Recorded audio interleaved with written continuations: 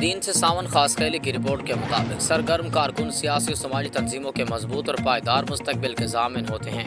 ان کے اچانک جدا ہونے سے تنظیم میں خلا پیدا ہو جاتا ہے، جس بھرنے کے لیے کافی وقت درکار ہوتا ہے۔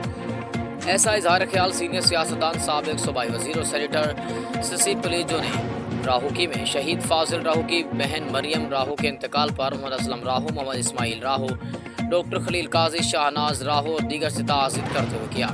سسی پلیجو نے کہا کہ سندھ کی سیاسی تحریک میں رسول بخش پلیجو اور شہید فاضل راہو کے خاندان کا شاندار کردار رہا ہے۔ ایم آر ڈی تحریک میں سندھ سے سب سے پہلے رسول بخش پلیجو کی بہن غلام فاطمہ پلیجو اور شہید فاضل راہو کی بہن مریم راہو گرفتار ہوئی تھیں۔ انہوں نے کہا کہ مریم راہو سندھیاڑی تحریک میں سرگرم رہیں اور تمام سیاسی و سماجی جدوجہد میں آگے بڑھ کر بھرپور حصہ لیا۔ انہوں نے مزید کہا کہ مریم راہو ایم ڈی آر ڈی تحریک میں سندھیاڑی تحریک کی دیگر بہنوں کے ساتھ 7 مہینے کراچی میں جیل رہی ہیں۔ سندھ کے قومی حقوق، انقلاب اور جمہوریت کے لیے ان کی جدوجہد تاریخ میں ہمیشہ یاد رکھی جائے گی۔ انہوں نے مزید کہا کہ ہم ان کی جدوجہد کو سرخ سلام پیش کرتے ہیں۔ اس موقع پر فاروق پلیجو، یعقوب پلیجو، ایاز سومرو، علی محمد پلیجو اور دیگر بھی ان کے ساتھ موجود تھے۔